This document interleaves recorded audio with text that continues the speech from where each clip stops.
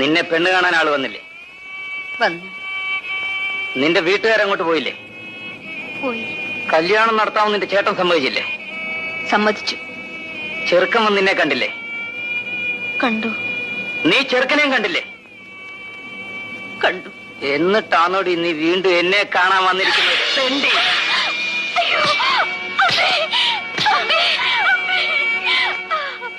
എടി ദ്രോഹി.